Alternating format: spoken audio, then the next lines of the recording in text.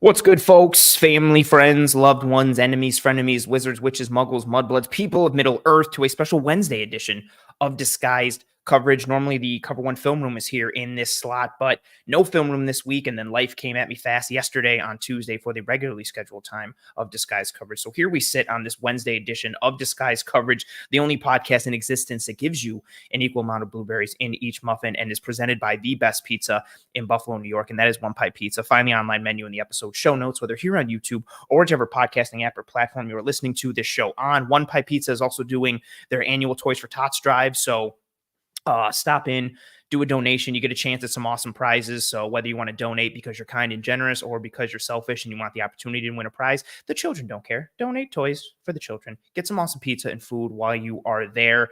In this episode of Disguise Coverage, hosted by myself, Anthony Prohaska. Find me on Twitter at pro__Ant. We will be diving into one of the favorite, maybe not so favorite pastimes for Bills fans and the Buffalo Bills. It is Chiefs week here on this show, but a little bit of a different feel with how the Bills come into this game and how the Chiefs come into this game. So we'll be diving into anything and everything related to that game in the first portion of the show, the X's and O's, scheme and structure, personnel groupings, anything and everything that will matter in terms of breaking down how and why this game, or the hows and whys behind the whats of how this game will be decided. And then on the back end, we're going to dive into some questions from the live chat and some other topics specifically related to the Buffalo Bills moving forward and all that. But without further ado, first part of the show, like I said, talking Bills, talking Chiefs, the matchups, the pieces, and I brought back a regular for that week. I think it's the last two, or I think the last three times the Bills have played the Chiefs. This next person coming on has been my guest. I hate him, can't stand him. He's a horrible person. Don't like his analysis. Don't really like his face, but you got to dance with the girl that brought you. And without further ado, I bring to the stage Matt Lane from KC Sports Network. In all seriousness, you are one of my favorite people. I love every time you come on the show. I enjoy DMing with you. We talk a lot come draft time. You're just a good old dude. I enjoy hanging out with you, and I appreciate your schedule to accommodate me for this week. And I wish we didn't have to always talk in such a high, stressful, high leverage week. But nonetheless, here we are, and I appreciate you taking the time, and welcome to the show. Oh, I mean, hey, one, thanks for having me back. Two, you brought me on, and I forgot I'd accidentally muted myself. I'm not sure you were being mean. You're being so mean. You were hurting my feelings. And then, you turned it around. But I did see that you muted yourself, and I was like, is he going to realize, or am I going to tell him? And then you realized on your own. I was like, oh, he did it. Well done. Yeah, no, I got there. It's a tradition for me to mute myself and forget about it when I'm recording stuff. I do. Anytime I'm with, when I do the film room with Eric, I always mute myself when he's speaking. Like, I'll take a drink of water, or if I cough, I forget all the time, and I'll have a good point. He's like, you're on mute, brother. And I'm like, damn it. I got an old house. I got kids that run around, dogs. It gets loud. So I mute myself a lot. I forget it frequently, but no, I'm happy to be back. It's always, we say it's always fun. The Chiefs have lost the last two of the last three that I've been on here, so but not the one, but the playoffs are the ones that matter. And listen, that one, that one was a good one. For my side of it here. Sucked. That one was stupid. So, anyway, I'm happy to come back. This is one of my favorite shows to get to come on to, get to talk ball with you. I love to sit here and get to do it. So I'm excited. I'm excited for this. Yeah, you mentioned the stakes. There's definitely stakes, but they're different. They feel entirely different than years past. Usually it's like, here's a good matchup. Realistically, we're both going to play again later, though. Mm-hmm. This one just feels a tiny bit different, huh?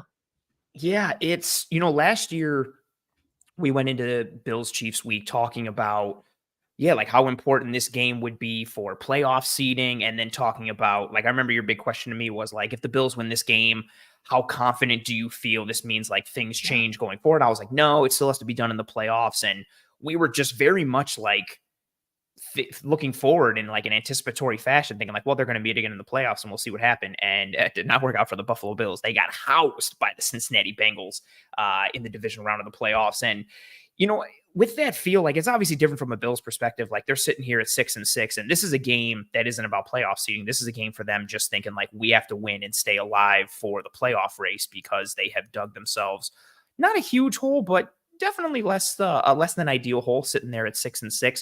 But the Chiefs come into this game at 8-4, coming off, I'll say, like an ugly loss against a Green Bay Packers team that has suddenly gotten hot, to their credit. But give me a state of the Kansas City Chiefs coming into this game right now. Their defense has been playing well. The offense has had their issues and struggles and ups and downs. But, again, coming off of a loss that I think may have been surprising to most from a national perspective, maybe from a Chiefs perspective as well. Just give me the current state of the Kansas City Chiefs coming into this game. Yeah, I don't want to say it's a hard spot because at the end of the day, the Chiefs are still the reigning Super Bowl champions. They still have Andy Reid and Patrick Mahomes and Travis Kelce. And realistically, besides the Packers game, the defense has been phenomenal this year. And so it's hard to say you feel really bad about them. But at the same time, over the past 6 years now, we have seen an offense that's just flying. It's doing everything they can do whenever they want. You always have 100% confidence they're going to win the game. That's not there amongst fans this year. Like there's been multiple games now where the Chiefs have had the ball at the end of the game with a chance to go in and they haven't. And they've really short. starting from week 1 against the Lions, Broncos, last week, the Packers. Now Eagles even, but now, okay, this gets you to the bigger point. 3 of those games have involved drops on the final drive from wide receivers that kind of hit them right where they needed to, right? So like there's definitely some issues going on there with the receivers. Like, I guess ultimately that's going to overshadow everything. This offense just looks clunky. It's not the offense we are used to seeing. So there's hope that you get back to it. But man, it's been a tough ride for the Chiefs fans to watch this offense operate the way it has this year, even though the defense has obviously been fantastic. So that's one of and it's going to tie into one of my points later. Like what Kansas City, I've always had somewhat of an affinity for the Chiefs defense with what Steve Spagnuolo has done. Like he's just been one of those guys. It doesn't matter. And the Chiefs defense usually statistically is fine enough. It's fine to good. But even when they're like poor, you just know come playoff time or come big game moments, like he coaches well. Like, if you're in some third down in the playoffs, he's going to bring something like sketchy. He's going to bring some designer that you haven't seen. And I really put him in there with it. Those veteran coaches on that side of the ball that can kind of like own their silo that allows, Andy Reid. I always, juxtapose the Chiefs and Bengals, and really because they've been like the top 2 teams in the AFC the past couple of years. But, with the Chiefs, you've got Andy Reid and he's able to run that offensive side of the ball and he oversees everything. But knowing that you've got a Steve Spagnuolo on the defensive side, knowing that he can kind of police everything himself, similar to what Zach Taylor does with Cincinnati. Like Zach Taylor runs the offense and he's got Lou Anarumo on the other side.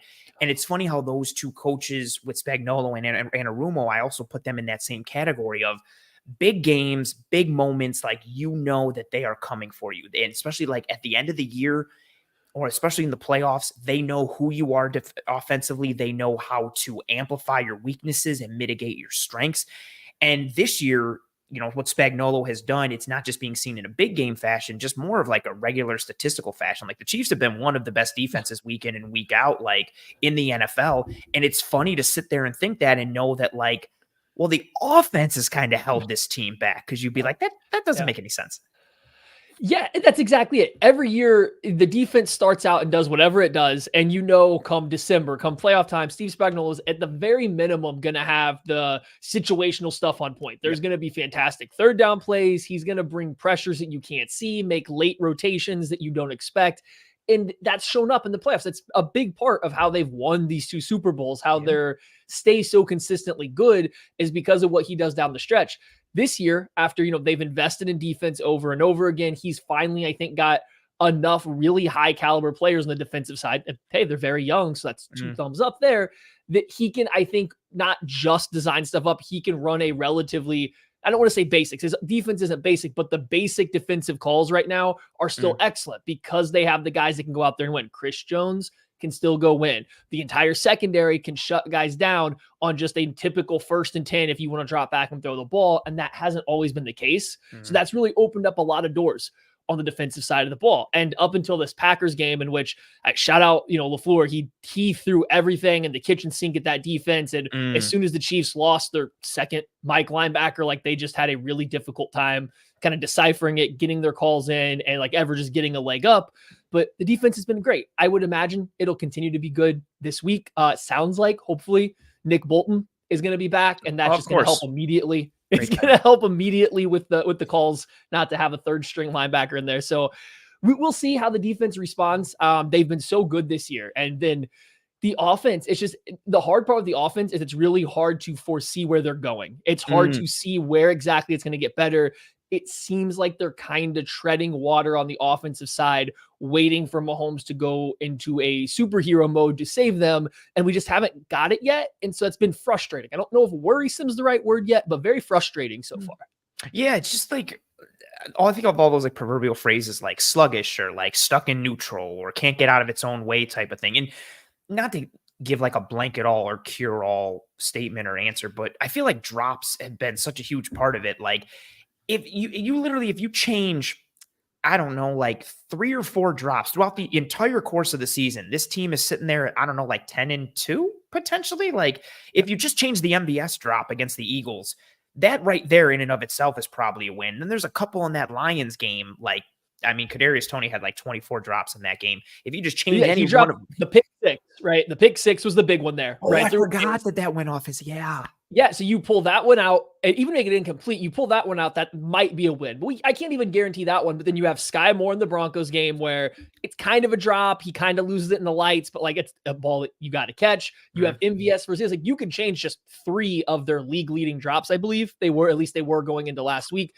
You could just change 3 of those and you can flip 3 games potentially to win. It's like that's been a huge issue. But then still when you watch them, yeah, that's an issue, but there's so much more behind the curtain. That's part of the problem. It's just, like you said, it seems like they're stuck in neutral. And these past couple weeks, they figured out a little bit, quit running routes and just throw a bunch of screens seems to be their answer. And like, hey, it's equated to better offensive performance the past 2 weeks. It's just still, where does that go for the long term? So like drops, issue number 1. Issue number 2 is, okay, what else do you have besides the screen game or the quick passing game? And like, that's what we're all kind of waiting to see now. The struggles for the offense this year, how surprising has it been for you? Like, and to tie in my perspective with it, like last year when they traded Tyreek Hill, I wasn't really anticipating a huge drop off. Like between my own research and then listening to people who I trust, the Chiefs had already started moving in a direction at the end of 2021 that was going to make a Tyreek Hill less offense kind of make an easier transition into that world. And they did. Like, they hit the ground running. Granted, Arizona sucks, but they opened up last year against Arizona, boat raced them, and then obviously like en route to a Super Bowl. But you bring back a lot of those pieces from that year last year. You still have this good offensive line. You have a second year Sky Moore. You have another year with MBS in the system. You draft Rashee Rice, who I wasn't a huge fan of, but I recognize the skill set and how it fits. You've got a second year Isaiah Pacheco. Like you return a lot of pieces from this offense that transitioned so well after they lost Tyreek Hill, was still one of the best offenses by almost any metric you measure them with, and won a Super Bowl. You bring back like that whole squad and see these struggles. How surprising has it been for you to like see how much they've struggled this year, or maybe the kinds of struggles they've had? So I think a big part of last year why it worked was they brought in Juju Smith-Schuster, and not that he was in a entirely different skill set, but there was a reliability aspect. There was consistency before he got hurt, and down the stretch when he played the past, month of the season with his knee really messed up. I don't think everybody realized how bad the knee was till he got to New England. And all of a sudden every week it's something that's coming out of New England that his knee was pretty bad. So he got bad last year for Kansas City, but there was a consistency level. So you go into any single play, Travis Kelce or Juju Smith-Schuster are going to get open versus zone coverage. Like you can't take away both of them on any given play. And I think that let the rest of the offense play with confidence. And that goes from play calls to Mahomes to the offensive line. Like stopping their passing game by playing zone was nearly impossible. And then if you play man coverage, it made sense. Some teams had success with it, but then you have to deal with Andy Reid. And Andy Reid will throw mesh at you 13 different ways in one game. And like, good luck. And Travis Kelce and Juju Smith-Schuster at times, I mean, Kelce number 1 all the time, if it's a single coverage can beat you. Juju Smith-Schuster could in moments. So like, I think that played a huge amount. Losing him really hurt. And so now you replace him with somebody like Rashee Rice, who's a lot more athletic, a lot more explosive. He does some stuff definitely better, but it's not consistent. There's no reliability there. So now what you see is teams just go, well, we're going to see who else can beat us besides 87. And it's just so hit or miss right now. So I'm not surprised they're struggling, but I am surprised how much. I also, didn't have my bingo card, MVS would go from like a very competent deep threat in the NFL to one of the worst wide receivers in Yeah. the NFL in one offseason for whatever reason. I don't know what the reason is, but the guy had 700 yards, couple touchdowns last year, took over in the playoffs against the Mhm. Bengals. And like right now, they cannot get him the football in a way that matters to this team. So some of it was foreseeable. How far it's gone, like how big the impact has been, I don't think anybody could have predicted it to be Mhm. quite this bad. I'm still waiting for him to like the number that keeps sticking in my head. I don't know why is in this game. He's going to have like 3 catches for 105 yards and 2 touchdowns. I don't know why. Like because he's been so bad.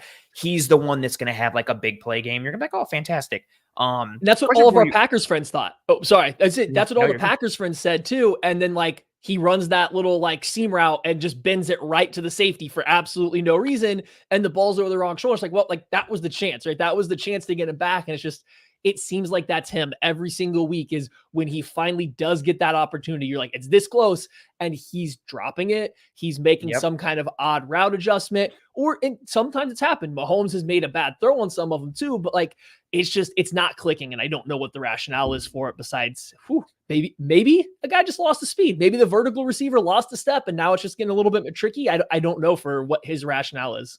The big drop late in the game was the one against the Eagles, right? Yeah, that was Okay, an okay. Eagles one. That was the one that I thought, oh yeah, okay. So I have so many like games and tape in my head, and like once we get past week of like 10 or 11, once we get into double digits, everything in my brain every year is just mush, and I can't remember like what game is what. That was the one when I saw the ball in the air and I saw him, I just immediately assumed like touchdown because I was like, of course it's Mahomes, and of course MVS will get out of his slump with this huge play. And when he dropped it, I was just like, oh, like I just assumed like, and then saying like you mentioned that Packers play, like I just keep waiting, like you said, and I guess like for Chiefs fans too, like okay, this will be the week where he breaks out and does something big, like, and it just keeps not happening. I like this question from Chris here in the comments, and when asked directly to you. So Chris says, we're talking about the offensive struggles for the Chiefs, and he says, is this a reflection at all in the effect that Eric Bieniemy had? What are your thoughts? Yes and no. I don't think Eric Bieniemy played a huge role in the scheme or what was happening in play calling or anything like that. Like I don't believe that is where his impact was most felt. I do think that Eric Bieniemy in a different way than any other coach on the team held guys accountable. He wasn't I don't want to say he wasn't liked because he obviously was very well liked by players, but he wasn't a friend to the players. If you messed up, he wasn't like trying to tell you that it was okay. He was making you be accountable for it. He was getting after guys.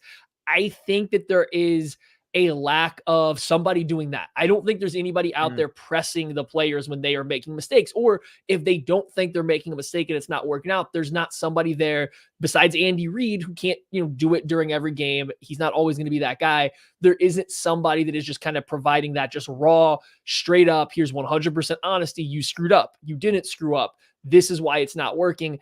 I think the mentality aspect from what Eric Bieniemy brought is definitely missing. And I'm not one to pile on Matt Nagy. I really don't know how much of this offensive struggle is on his plate in terms of scheme, structure, execution, anything like that. However, I also don't foresee Matt Nagy getting after Travis Kelce. I don't see Matt Nagy really getting after Patrick Mahomes saying, you need to change this or that. It seems like a lot more of a friendship type vibe there. And I just don't know if that's working with Andy Reid and a lot of the other assistant coaches that they have right now. I don't know why. I just get this feel of like Matt Nagy going up to Travis Kelce to like get at him to be better. And I just picture Travis Kelce being like, shut up, Matt. Like not even calling him coach, just calling him straight up by his first name. And Matt Nagy being like, all right, like walking back to his play sheet. Like I don't know. Yeah. I just have I'm with you. I have such a hard time envisioning Matt, like not telling somebody that they're wrong, but like doing so in a way that like drives the point home, I guess. Yeah, like in an authoritative fashion that you're like, oh, I messed up. Right. And it's like, and I feel like that's missing. And like, there's the huge story 2 years ago when the Chiefs lost the Bengals that Mahomes and Bieniemy kind of got into it a little bit in the locker room with just a disagreement about what to do on a play call or something. And like, it had people really going. It was all speculation. Like it's never been confirmed or denied really. But there was a guy doing that. And you could see it. You could see guys getting frustrated and having shouting matches with Bieniemy on the sideline. I'm not saying that's good, but I do think that you could see that held guys accountable. The Chiefs have made so many self-inflicted errors this year, and it hasn't got better at all. Yeah, they do this every year. They're always amongst the league leaders in penalties, but it's not the same kind of stuff. It's not procedural stuff over and over again. It's not the same thing over and over again like it is now. I just don't. They don't have a hard ass coach to make them stop doing stuff, and I kind of feel like they need it, and it's unfortunate. I don't. I look through the assistants. They're all guys that have been there. They're all guys that have come up with this team. How do you flip that switch when you got hired on as an intern, as you got hired on as an assistant, and now you all of a sudden are supposed to be in charge? And so if Matt Nagy's not doing it, and the guy that was getting all the coaches coffee 4 years ago is supposed to do it, like I feel like that's kind of the issue they've run into. I like that point a lot, and it ties into Nikki had this comment down here saying sounds like the Bills under Dorsey. We've talked about it so much on this show and in the film room that I do with Eric. Like when you become a coordinator, like when you step up to that level, like you obviously have to know like X's and O's and scheme and structure and all that, but so much of it is a people management piece, like knowing how to get guys going, how to correct them, how do you coach someone, how do you get the best out of someone, how do you hold them accountable, like how do you get them ready, like you're managing personalities and you're managing like people as much as you are coaching football and the actual like structure in the game of it. And it's a different thing going from a position coach to a coordinator, let alone like, yeah, someone who's been in the building that long, like you were a gopher for coffee or you were an intern and you were like, yucking it up and laughing as you would like hand Mahomes his binder after you made copies for everything that he needed this week. And now like you're in a position like of authority where you have to be, hey, Pat, you screwed up. Stop playing like crap. And be like, what? Like, weren't you just giving me coffee like 3 years ago? Right. Like, give me my latte. Like, don't forget like the whipped cream on top that I want. Like, that's a real thing. Like, and I feel like people think all the time, like in day jobs, like in the real world, it's like, oh, a manager or a boss. And it's like, I think people understand the people management piece for people in the day world. It's very much that in sports. You're still managing people. And it might even be harder because the people you're managing make a gajillion dollars. Like, how do you tell like Super Bowl MVPs and guys that drive Lamborghinis to work that, hey, you're doing something wrong. You need to stop and be better. How do you do that? Especially when they know they make way more than you. Right. Well, and we don't, it's also pretty clear, like when Mahomes messes up, he probably knows he messed up. Right. And so like, there's a right way and a wrong way to go about trying to tell that to him. And sometimes there's going to need to be it's got to be strict and you got to be straight up and you got to command, no, I'm kind of in charge about this. Here it is.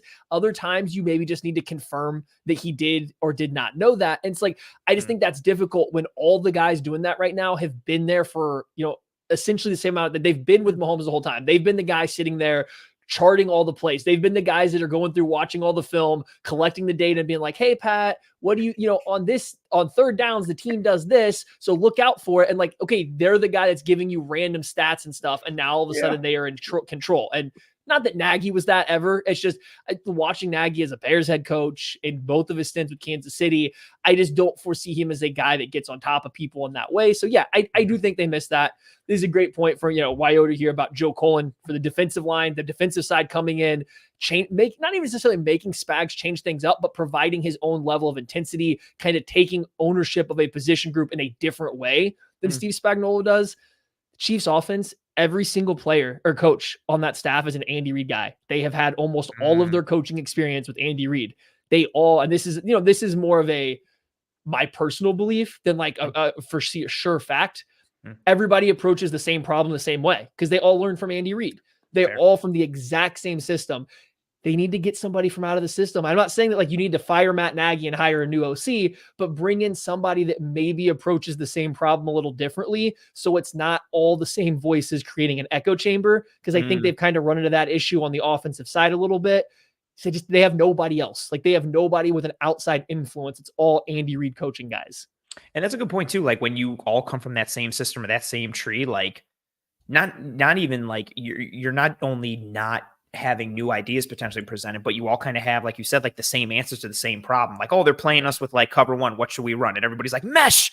And it's like, all right, well, what if we can't do that? And everybody's like, oh, we all just run mesh. Like that's what we do. Like then adding that new little flavor, that new little element, man, I really like that point of, kind of the voice that Bieniemy potentially had. And that accountability piece. Cause it's something that depending on how the offseason goes, like I really want to dive into a lot of Chiefs tape because this is, I mean, I think Patrick Mahomes is just on this, and you know this, like he's on this other tier when it comes to quarterback play. And you can, there's people who want to make the legitimate conversation that he's in the greatest of all time conversation already, or on track to be there with what he's done. And just to see him in this offense with, granted, you know, they lost some pieces, but him and Kelsey and Andy Reid usually is and plus a really, really good offensive line has been enough to get it done regularly. And they just, for whatever reason, don't seem right. And I know saying that, they're going to hang like 50 this week or something. And everyone's like, oh, okay, everything's fine. All right. Everything's okay.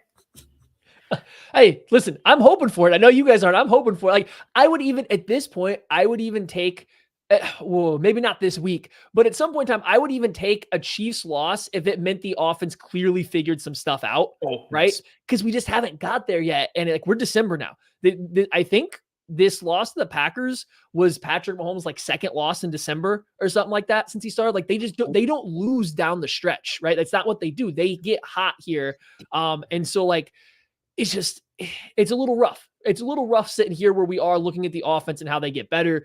However, I did hear from a Packers buddy, Ross Uglum. He covers the Packers, really good job at it. He said after the Chiefs game and the Packers game, he's like, it's like, I don't think the Chiefs really care about the regular season, just watching them. He's like, I'm pretty sure they're just all a bunch of Jimmy Butlers out there, just waiting for the playoffs to come around. And then it's game time again. Like I said, I want nothing to be true more than that. Because as a lover of Jimmy Butler playing basketball in the playoffs, that would be phenomenal. But man, it's a rough watch to get there. They look lost. Like they legitimately look lost on offense. And that's just a crazy spot to be in with an Andy Reid and Patrick Mahomes on your football team. That's a fair point. I remember always saying that for so much for those Warriors teams, once Durant joined them, you could tell that they were just like, we don't care about the regular season. Can we just get to the playoffs? And yeah, maybe it is that thing. And they're just waiting. And once playoffs hit, they just hang. I went to StatMuse and looked it up. So Patrick Mahomes is 20, and not that wins are a QB stat. I want to say that right off the bat. Firmly don't believe in attributing wins to quarterbacks, but for, that crowd or just that stat, because this is still nuts. Mahomes is 20-4 in the month of December in his career. And that includes this loss to Green Bay. But obviously and then at one point he had won 14 straight, or the Chiefs had won 14 straight in games with them. And I remember I wanted to look that up because there was that stat. And then the other one that was broken this year, which like he was undefeated on the road against the entire AFC West for like ever, I believe, or like some checks out against the AFC West. They barely lost to the AFC West. Yeah. Like that is true. Just ridiculous. And then, cause I'm even thinking like, and then like the couple of losses they did have, like to the Raiders, like several years back, that was in Kansas City, like in the middle-ish or early-ish part of the year or something like that. Like, and so I think his first road loss versus the AFC West was this year at Denver, but he also had the flu. So like, whatever. It's just, man, yeah, all this wonkiness and weirdness. But again, I still think good, at a certain point, good players play good and good coaches coach good. And I anticipate them, kind of righting the ship a little bit. Will it be this week? We'll see. Matt, now let's shift that conversation to going inside this week 14 matchup, Buffalo Bills versus Kansas City Chiefs. For those of you playing at home, and for those of you who potentially don't know what we are about to do, myself and Matt, we're each going to give our top 3 matchup pieces that will decide Bills versus Chiefs. Yikes. I'm falling apart. It could be as large scale as possible, or it could be as granular as possible. It could be a certain play call. It could be a personnel grouping, alignment, coach, position group, player. It could be anything, an entire side of the ball, something situational, anything as wide scale or as granular as you want. He doesn't know my answers. I don't know his. So we could be completely different. We could have the exact same answers. We have no idea. And in that chaos, fun and enjoyment come together and merge and just brings happiness. Matt, you are the guest. You will go first. And for everybody playing at home, those watching live, feel free to comment on each one of our answers here. Feel free to list your own. I'm going to star anything that I find of value or anything that I really can. I'll bring up a bunch of it on the back end of the show as we get into the live chat. So feel free to put into the comments what you think of ours, list your own matchups, whatever you got. Matt, you are the guest. You go first. Feel free to do it however you want. If you have them all equal, if you have them like this is 1, this is 2, this is 3, you can set the board however you want. The floor is yours. I mean, let's start with the big ticket item. Let's get it. We talked a lot about, the Chiefs a little bit here. So let's go to the other side. Josh Allen's playing really good this year. I know there's been some weird talk about him throughout the year. I don't know exactly what your guys' opinion is on him. I know was a stretch of turnovers that seemed excessive, but every time you still watch, He's playing the position of quarterback probably better than anybody else this year overall. It's just been some unfortunate stuff, but specifically Josh Allen in the pocket versus getting out of the pocket versus actually getting him on the ground. So difficult to get the man on the ground. I think he's got the lowest sack rate in the NFL this year.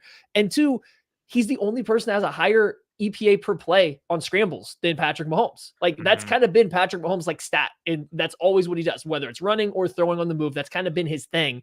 Josh Allen's clearly better than him at it this year. He has been better than him doing that this year. That's an area for a Chiefs defense I think is very good this year. But if a quarterback starts to break that contain, starts to extend plays, handling him, whether it's going to be running or throwing on the move, that's something they're going to have an answer for. Because in the past, Josh Allen's legs or his ability to escape pressure, get out on the move has hurt them, especially throwing the ball while doing so. And it's one of those things that if he gets going, if he really gets going, because I do think eventually the Chiefs will get some pressure. They've been very good at getting pressure this year. Can they get him down, or is he just going to escape? Jordan Love did a phenomenal job getting away from a lot of pressure. And, some of the balls maybe were a little bit more heave-ho-like, but some of them were very accurate and well-thrown footballs. And I know Josh Allen can do the exact same thing if the Chiefs aren't playing a little bit cleaner in terms of their pass rush. Like, I think that's kind of where this has to start for the Chiefs defense. I love that stat. It's funny. I have it queued up just in like random notes I have. So there are 39 qualifying quarterbacks this year based on number of dropbacks. Josh Allen is tied for the lowest pressures converted to sacks percentage in the NFL this year at 9.4%. Mahomes is just ahead of him, well, below him technically, depending on how you want to look at it, at 9.8%. But this is the first, so this is a stat that I've tracked like every single year because the Bills' offensive line is much improved this year, both in the run and the pass. But the previous years, the best pass protection element the Bills have had has been Josh Allen avoiding pressure and navigating the pocket and stiff-arming a defensive lineman in the pocket and then rushing and doing something else. Like it's been him. And his pocket navigation and manipulation and athleticism in the pocket, it's still present this year. But they've been much better from just a general pass protection standpoint. Latavius Murray has been a good piece in the backfield and pass protection, and then the addition of Connor McGovern and Osiris Torrance up front and Spencer Brown playing to an average or above average level at times at right tackle has really started to add some consistency. So the offensive line has been better.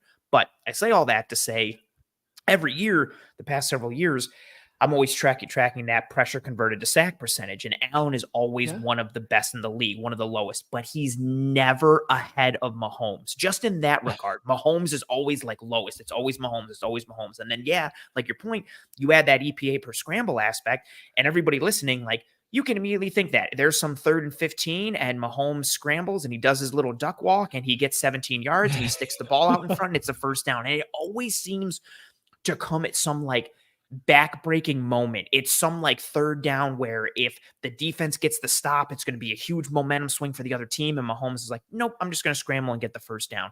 And so the fact that Allen has started to close that gap this year with from an EPA perspective in terms of scrambling, but also that pressure converted to sack percentage, that's been like a big change. And I don't know who it speaks to more, Allen or Mahomes, but it's one of note for me because Mahomes is always like usually head and shoulders above everyone in those regards.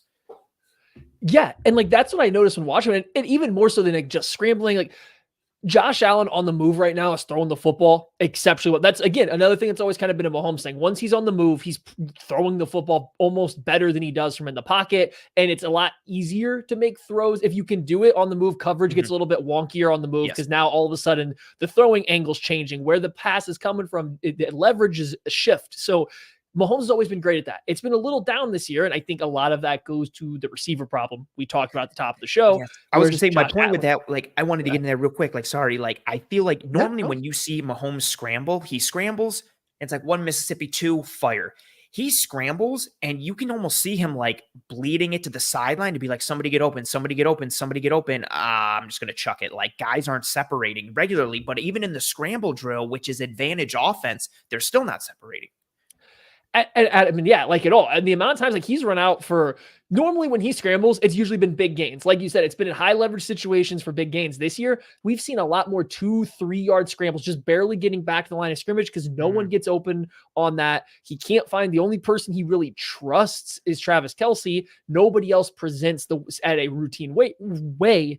And then you flip it. Josh Allen right now, I don't know if the Bills scramble drills look quite as clean, but the fact that Josh Allen is throwing with so much confidence that he's going to put the ball anywhere on the field when he's scrambling. Like that ball can literally go anywhere. It can be right on the money. Like he has kind of taken that mantra of, throwing the football on the move better than Mahomes this year. And I don't know if it's going to last forever. Like I don't know if it's a short-term issue for the Chiefs, if it's something that's kind of, that trophy's been handed over, but that's just when I see him. When Josh Allen breaks the pocket, good stuff's happening far more often than it's not for the Bills. And like the Chiefs are going to have to figure out a way to handle that. And I don't know if this will come up later. So like I also have a little bit of a stat here. 4 teams have blitzed the Bills over 40% of their dropbacks. Those 4 games have been the Jags, the Patriots, the Bucks, and the Broncos. And judging by the look on your face, you kind of had an idea because those are some of the offensive performances that maybe weren't as clean as some of the others. That Josh Allen in those games went 39 for 64 on these blitz plays. Now, there's some scrambles in here that I did not add up. I know I got a little lazy there, but 3 touchdowns to 2 interceptions, only 6 yards per attempt. Like, he was not playing his best when he was getting blitzed in those games. I would kind of expect the Chiefs to turn up the pressure to get the ball one out of Allen's hand quicker, but to kind of avoid giving him more time back there to kind of run around, make stuff happen. Hopefully those teams kind of gave the blueprint for how you stop that a little bit.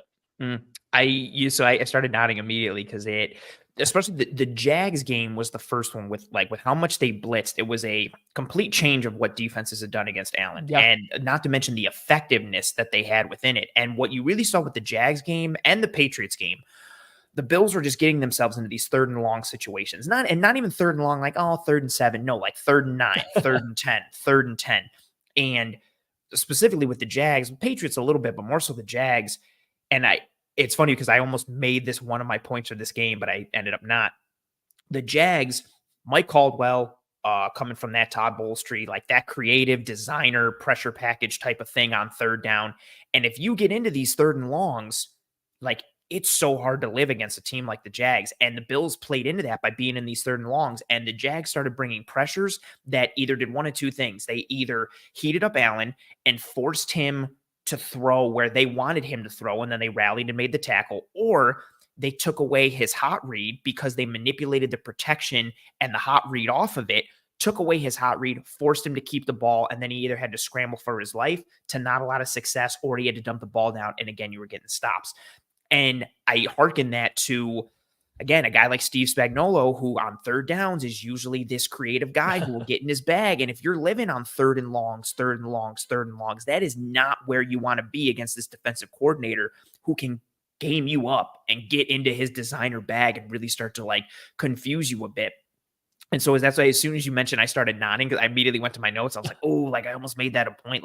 And then not only can you manipulate the Bills' protection plan, but then also if you do, to tie into your point, and you do get home, do you bring Josh Allen down? Is he stiff arming you to the ground? Is he shaking you? If he gets outside of the pocket, the Bills have been good on their scramble drill this year. He's hooked up with Shakir and Kincaid. The big one, though, no surprise, is Stephon Diggs. We went through a stretch, maybe 5 or 6 weeks in a row where at least once a game, there was some scramble drill between Allen and Diggs would separate and create 10 yards of separation. And it's a wide open play. He and Allen are just so in sync when it comes to that, scramble drill piece. And yeah, if he escapes, we'll see what kind of damage he can do. Ooh, I like that point. So you went with that. I don't know what to go with. I'll stick on that side of the ball. So my first point, I never know how to title my points there. My titles are always terrible. It was like I'm back in school. I never knew to title papers and stuff. The paper would be good, but my titles would be awful. Same thing with episodes. I never know what to title things. So I just blanketed this one. How much do the Buffalo Bills lean into their run game? And this is where I started going down this rabbit hole for the Chiefs defense and a lot of situational stuff. And then I went into them as a whole. So the Kansas City Chiefs, are on the whole 10th overall in EPA per play, 9th in DVOA, 5th in overall success rate.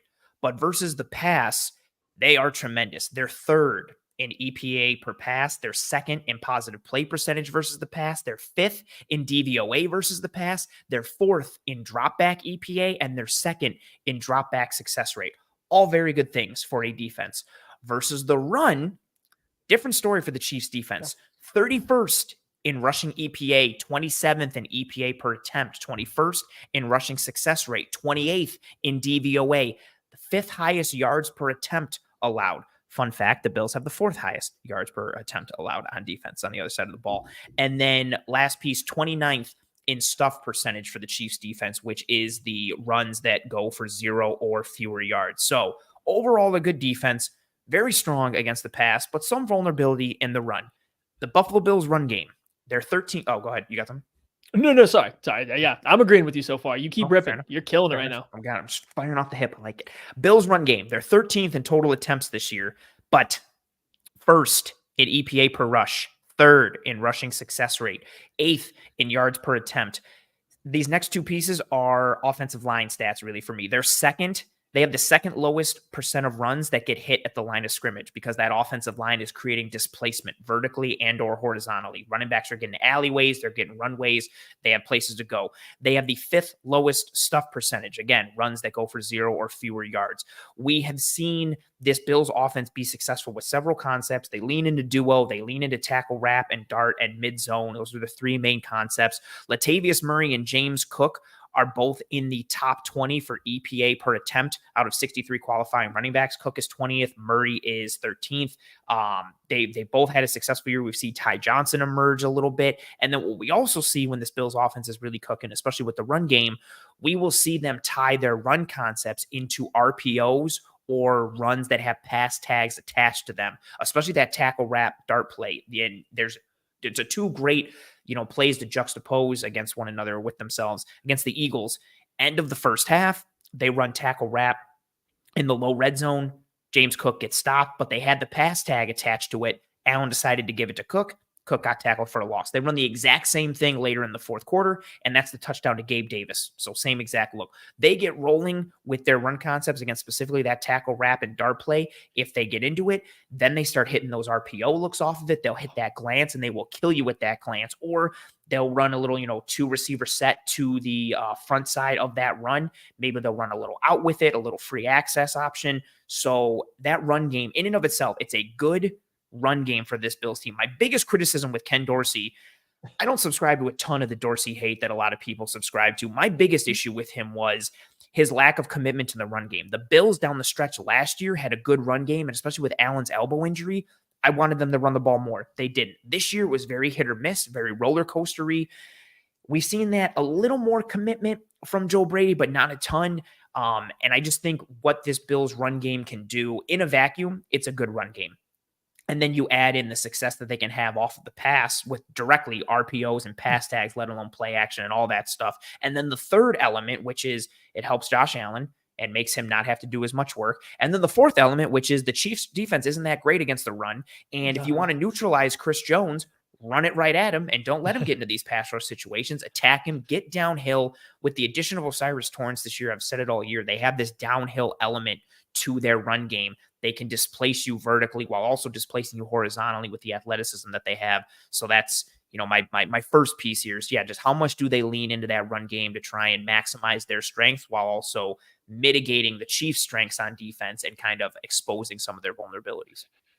Yeah, it's interesting because in years past, Steve Spagnuolo's entire style of defense has been stop the run, try to get it into third and long, and then we're going to throw the kitchen sink at offenses, and we will scheme our way into a stop against the pass. This year, it's almost backwards. They're like, hey, you can try to throw it as much as you want because we're going to have answers, and we can shut guys down. We have the coverage players. We have the pass rush.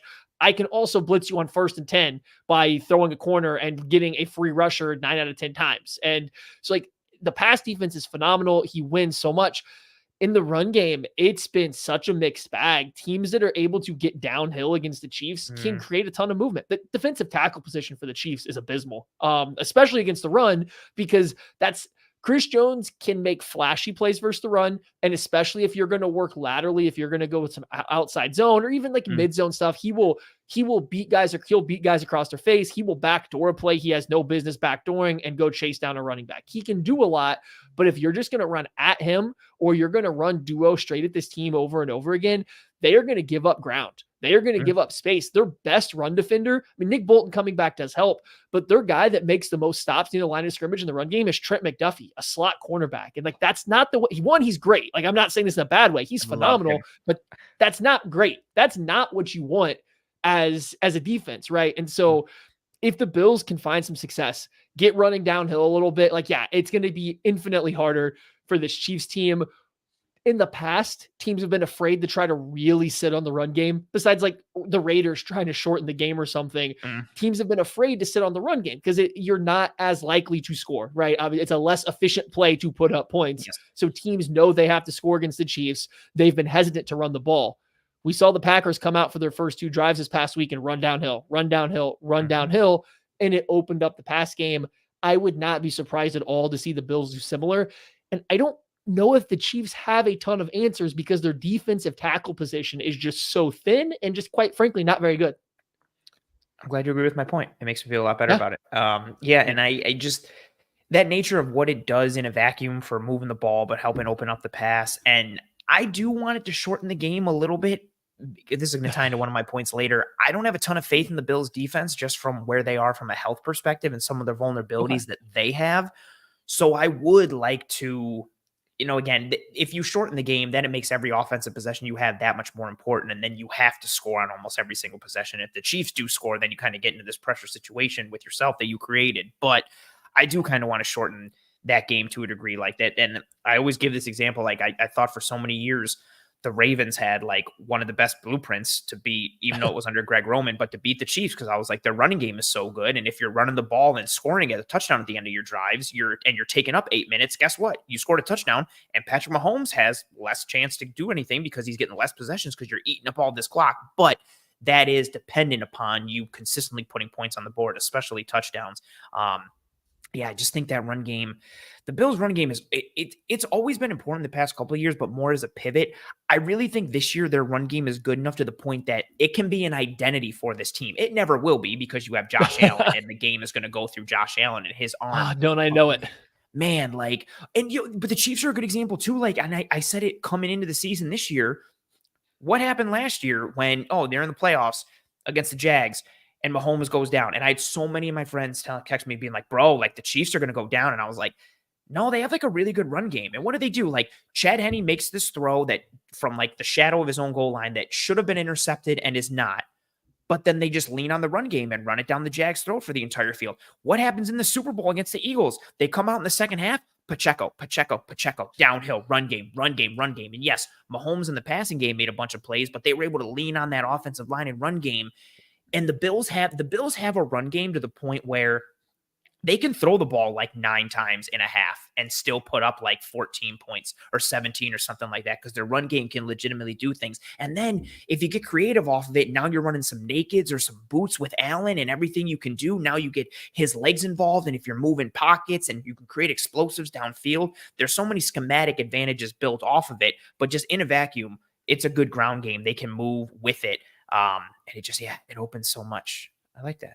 Yeah. Piece. And I wish I could battle back more, but like I have nothing from the Chiefs' perspective this year that says that they will be able to stop a run game that is actively attacking downhill at them, right? That's what I want. And beat up Chris Jones. Like if he's lining up usually on the offense's right, defense's left, I'm just using Osiris Torrance and I'm getting downhill and I'm just like, beat the hell out of Chris Jones. We're running right at him. We're running duo to his side. If not, we're running tackle wrap and dart to his side. And I want you to pin him down, like physically knock him the hell off his spot. And like, I don't know why the Bills wouldn't lean more into it, because it's not like a negative run or a run for no gain for the Bills tanks their offensive possession because Josh Allen's their quarterback. This was the thing about the Chiefs forever. The Chiefs have been one of like the most notorious 1st and 10 run teams or 2nd and long run teams in the NFL under Andy Reid and Patrick Mahomes, but yet they've been the best team at converting first downs into converting for drives into first downs, right? So like, it's a team. These two teams have quarterbacks and offensive systems that 2nd and long, 3rd and long aren't the end of the drive. It's not over immediately. There is nothing wrong with trying to lean on the run game. And the way this Chiefs defense looks, a lot more bad things can happen when you try to throw the ball against them than when you try to run the ball against them right now. So like that, the Bills would be very smart to come out and do that and see where that gets them to open up the passing game later on. Cause I don't know what kind of answers the Chiefs will have other than to add more guys to the box. Once you do that, that opens up everything else. Like we will see how it starts out. I'm hoping, fingers crossed, that they don't go down this route and they just say, hey, Josh Allen, go win the game for us. But coming out of the bye, we'll see. Everybody always hates it every time I do it. I'm like, the Bills should run the ball more. And they're like, that sucks. We have Josh Allen. And I'm like, all right, cool. I'll just shut up over here. Like, it does so much for this team. And like, I think that's the part that people don't see, like the levels that you can build and stack off of it. But again, even just let alone, like, I'll take Latavius Murray just being a hammer and getting 6 yards a pop running down the throat. And like James Cook busts one off for 12 yards and you just move and you take chunks and you gouge little by little. Good start to this conversation. All right, your second point now. Whatever you want, whatever you got, floor is yours. What's your second point for what will decide Bills versus Chiefs? We're flipping sides. We're going Chiefs offense. How are the Bills going to defend the Chiefs going 12 or 13 personnel, going a little bit heavier? So it's been average. There's EPA per play game. The Bills have been average versus 12 personnel. They've been pretty poor versus 13 personnel this year. The Chiefs run the fifth most, 12 personnel, the second most, 13 personnel. They're pretty good. The Chiefs been top 6 in EPA in both. They run the ball. They pass the ball out of both of them. Like the Chiefs offense with the wide receiver issues has had to lean into a little bit more heavier personnel to get plays going downfield. They have found success running. When they go 12 personnel, they can actually run gap stuff, and that's where they can run the football very well. When they get to 11, they've tried to get more. They've done a lot more one-back power. They've done a lot more counter stuff out of 11 personnel lately, but they really can get into a lot of their different stuff when they go 12. They like to take their shot plays out of 13 personnel, try to push Kelsey down the field, try to keep NDS or Justin Watson, whoever's out there. It's like the Chiefs will go heavy a lot. The Bills, with the injuries that they've had this year, seem like they have struggled to kind of match these teams with their base personnel out there right now. I think this is an area the Chiefs could exploit a little bit. We've seen them leaning more and more into this heavier personnel, try to pull the Bills out there, make them play a little bit out of that comfort zone of wanting to be a nickel as much as possible, defend this Chiefs running game, which can be good when they allow it to be. Here's the thing. You talked a lot about the Bills running game. Here's the Chiefs running game. If you get a zone rushing attack from the Chiefs, you're going to stop them because it's bad. If you get the Chiefs running gap at you, whether it's power, whether they want to go into duo, whether they want to run counter stuff that week, it's really good. So it depends on which offensive game plan you're getting that week. Against NFC teams, it seems to be gap every time. Against AFC teams, they just like to sit there and go inside zone, wide zone, have fun. Oh, and we're averaging 2 yards per carry and getting stuffed on every other run because it's just not working. So we'll see how that goes. But I do think the Chiefs going into heavier personnel is going to help that. Noah Gray, Blake Bell aren't significant receiving threats, but they do a good enough job of getting open to the right spots where Mahomes has a little bit more trust in them than some of the receivers. So like, I think that allows the offense as a whole to play a little bit more confidently. If the Bills can't prove that they are able to slow it down and stop it, I would not be surprised at all to see a lot of multiple tight end sets coming out there for the Chiefs. Even if it doesn't look particularly scary, like I said, with Noah Gray and Blake Bell, the Chiefs just seem to operate a little bit cleaner when they're playing out of heavier personnel. I love that point. Like, that's tremendous. And not just because I talked about this offseason once the Bills drafted Dalton Kincaid. I talked so much about what a true versatile or strong 12 personnel. Oh, I don't know why I said personnel twice. What a strong 12 personnel package can do for an offense and what it can open up for you. And so many people were like, no, that means you have to run the ball. And I was like, no, like you should watch the 2022 Chiefs and see what they did out of their 12 and 13 personnel packages. Granted, one of those tight ends is Travis Kelce and, yada, yada, and all the pieces you talked about. But what's very interesting with that is recently when teams have done that, for so many years, it didn't matter what you did. The Bills were staying in nickel. You could come out with 75 tight ends on the field and they would be like, nope, we're running nickel. Like, that's what we're staying in. What they've done a little bit more this year, even with the injury to Matt Milano, they'll go into base. And so you have Terrell Bernard and Tyrell Dodson and then Dorian Williams as that third linebacker. Problem is Tyrell Dodson in that good. And Dorian Williams also isn't that good for different reasons. Tyrell Dodson, he's actually been good as a run-stopping linebacker this year. Like, he's had some plus plays. The Cincinnati game was really good. He's had some good flashes this year, especially for a guy who again, these guys are in the NFL. Like they're obviously good at football, but he should be nowhere near a starting lineup ever. Like he is a special teams linebacker, maybe like a low end 2, 3rd string linebacker. Like he should not be seeing starting reps. And so it's nice that he's played decently well and had some strong flashes. He's very limited in coverage. Like he's not athletic. He's not that person that you're going to be able to play match coverage with. He's not walling guys off. He's not carrying guys vertical. Like he just has a lot of athletic limitations. Dorian Williams, rookie linebacker from Tulane, extremely athletic, long arms, fast, twitchy, has burst, all these things that are like, ooh, like look at the measurables and look how fast he runs, all this stuff. It's awesome. He'll play sideline to sideline, but he's extremely green. Comes from a defense at Tulane that was very spot drop heavy, like literally just playing Madden coverages out there. Like isn't a ton of matching. There isn't a lot of sophistication on that side of the ball. So from a mental standpoint, he gets lost, and it's not because he's dumb or he can't process. He's just not used to seeing what he's seeing out there. So he'll blow plays in the run because, he's getting lost in the sauce, or he's getting misled by the misdirection, or he fits the wrong gap, or he fits the wrong piece. Terrell Dodson will make plays against the run. Sometimes he won't because he'll make the wrong read. And then in coverage, Dodson is making poor plays in coverage because he's not athletic.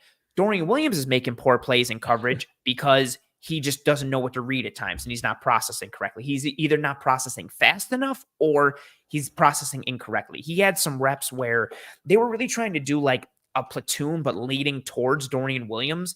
And the Jags game and the Giants game, they're literally just running like, play action and like running elite concepts and things. And he's just going with that misdirection and completely voiding and vacating his side of the field. I like this comment from Carl that says, PFF disagrees. Tyrell Dodson has an overall grade of 89.9. PFF grades mean nothing to me. They are subjective and they hold no weight to me. And I love PFF. They have a ton of awesome advanced metrics. Grades mean nothing. I know Carl's being sarcastic, but I wanted to put that out there. Their grades mean nothing to me. Yeah. And so when you go base, cool. Now you're forcing Tyrell Dodson to have to consistently fit the run appropriately. Sometimes, like, again, he's physical. He's a thumper coming downhill when things are really going good for him, but he'll undercut a gap, or he'll be in the same gap as his defensive lineman, and he'll just give up a big run because he's not filling correctly.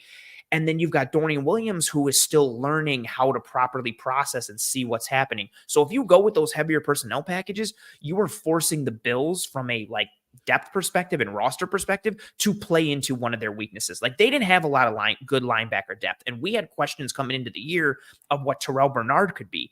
He comes in and he's playing really well next to Matt Milano, and then Milano goes down. And Bernard has played well, but he's still an undersized linebacker who, and I don't think this is really like his fault necessarily, but there's a lot of clips like where if you get to the second level, like against the Eagles, like Cam Jurgens is chucking him out of the club left and right, like on just so many of their wide zone play where Kelsey comes around on the full block and Jurgens climbs to the second level. Quinn Miners from Denver is chucking him out of the club left and right. Like if you can get a big body or get to the second level, he's got to undercut and avoid to make a play because he's playing middle linebacker and he's like 221 pounds. Like he's just very, very, very undersized. And then you're pairing him with an unathletic Tyrell Dodson and a very green and raw Dorian Williams, leaning into that and making them have to play against the run or the pass, let alone both. I think that's a very strong recipe for success, especially when you're pairing it with, the inconsistency the Chiefs have had at the wide receiver position. Like, why not force the Bills into this schematic disadvantage and also potentially mitigate some of the inconsistencies that you've had as an offense? And so, so what the Chiefs like to do, and that's kind of what I saw when I was going back, is like the linebacker play obviously lost a lot with Milano going out. And I think we talked about it a little bit last year. Edmonds, I know, got a lot of flack from some Bills fans, but I always thought he was very imperative. I thought he was very imperative to what they did before. Yes. Now, obviously, Milano replaced him and was better than him. I'm not trying to say that. I just thought having the two together mattered a lot. And Edmonds, while against the Chiefs in particular, always had a rough go, he was the guy that was kind of in the position that allowed him to be in a spot to look like he had a rough go. So anyway, the linebacker spot looks like an area that can be targeted. And what the Chiefs like to do when they get to 12 and 13 personnel, they still, in 13 personnel, they still throw it 50% of the time. And 12 personnel, they still throw it almost 70% of the time. And that's a great recipe because, again, like you can create matchup advantages because Dodson doesn't have the athleticism to go with your tight ends. And then Dorian Williams, like you just throw a little jet motion or throw some kind of misdirection. It could be anything. When I say Yeah, misdirection, I mean literally like anything in the bucket of like play action, jet motion, orbit, a leak concept, anything. You can get him lost in traffic and lost with his eyes very easily. and that's how the Chiefs have protected Kelsey this year because he's getting so many doubles and stuff like that. So they'll put him in here with this 12, 13 personnel, and you're just going to get Blake Bell or Noah Gray are going to run some kind of vertical. They're just trying to draw attention, right? They're trying to pull somebody with them, but them running through first allows Kelsey from this like condensed location right behind him to just kind of hide and then break inside, outside, wherever his route takes him. But it's a lot harder now when you have base personnel. You have 3 linebackers out there. It's kind of a lot harder to double team. It's hard to get 2 bodies to go chase Travis Kelsey out of this personnel grouping. So if you can pull, whether it's a Dodson or Williams, like just pull them a little bit out of the way, and now you're giving Kelsey more space because they are taking the bait on something that you probably don't want them to be IDing just because it's running in front of their face. I think that's what the Chiefs have gone to when they need to get some stuff started. When the offense stalls, they've gone heavier. We'll go protect Kelsey. We'll let him go get an option route underneath what we're running from somebody else, another tight end downfield.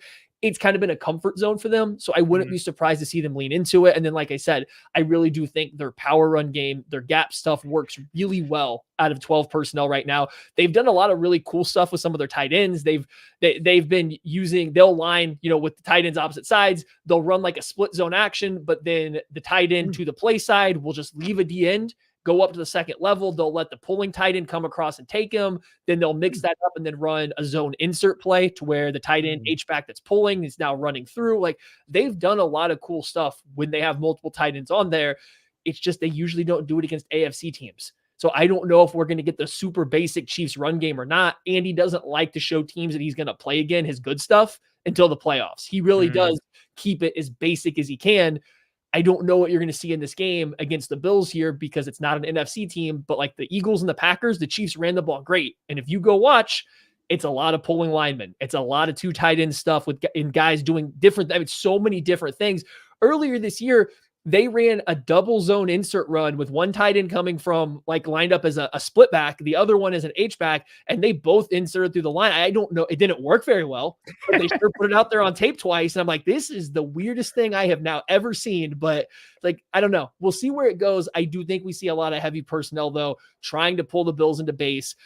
You can correct me if I'm wrong. It seems like also Poyer and Hyde have maybe lost a little bit of a step from where they have been a little bit earlier. Absolutely. They might not be able to cover for some, less than stellar linebacker play the way they could have, 3 years ago when this kind of rivalry really got going. Yeah, absolutely. They each have had moments this year where they look a little long in the tooth and like they've lost a step. It's part of the reason why I'm very excited for the safety class coming into this draft, like Tyler Nubin out of Minnesota and Cam Kitchens from Miami. This conversation for another time, but there's some guys that can be had that, it's been such a position of strength for this Bills team, and they're showing some vulnerability this year. And especially coming from trying to fit the run from depth, if you're slow or your angle is off and you're in higher and Poyd, neither of them, even in their prime, neither of them have been like speed merchants or the most fleet of foot. The thing is, their processing is so good and their angles of the football have been so good that it makes up for like lack of foot speed. And the issue with now is they've each slowed down a little bit and their angles aren't always pristine. And when you've slowed down that much, you have to be on point coming from depth because you don't have the speed or the athleticism to make up for an improper angle fitting from depth. And so that's hurt the Bills from a run defense standpoint. And I also, to add to your gap point, I would run gap all day against the Buffalo Bills. One, there's still this one there as a defense are a one gap penetrating front in terms of trying to like get upfield and cause havoc and get up and really attack and try and cause issues in the backfield. It's the reason they're they're a really good defense from a stuff percentage standpoint. Like they get gouged, they give up yards after contact, they give up a lot of yards per attempt.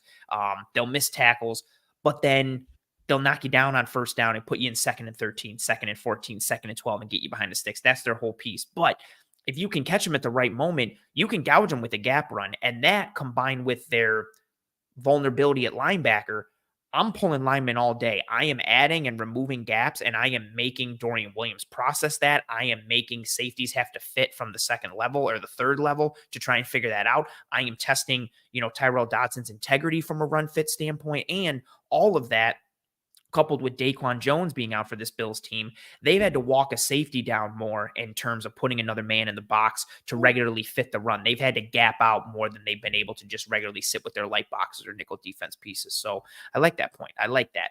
My next one is short and sweet and very niche. Not too niche, but who wins on third down? So there are a lot of fun third down pieces for both of these offenses. Both offenses, Bills and Chiefs, are tremendous in a third down capacity. Bills offense is first in third down conversion percentage at 49.68, so almost 50%. The Chiefs are at fourth at 47.02, so almost at 50% themselves. But when you look at the numbers, so we'll start with the Chiefs' third down defense. They are 13th in conversion percentage allowed at 38%. They're a very good third down defense overall, though. 7th in EPA per play, 2nd in EPA per play versus the pass, 10th in overall success rate. But here's where it differs. So versus the pass and the run, similar to what they are overall as a defense. On third downs, they're 7th in dropback EPA and they're 3rd in dropback success rate. Versus the run, they're 28th in EPA and 31st in run success rate. You juxtapose that with the Bills offense on third downs, they crush everything. They're 2nd in EPA per play, 2nd in success rate, 5th in dropback EPA, 4th in dropback success rate, but then 4th in rushing EPA and 3rd in rushing success rate. So if you are the Bills offense, it's a bit of a strength versus strength when it comes to your pass game versus the Chiefs pass defense on third down, much as it is the overall battle on that side of the ball. But they have a big advantage on the ground versus the Chiefs run defense when it comes to third down. And then flip to the Kansas City third down offense. Again, 4th and third down conversion percentage of 47%.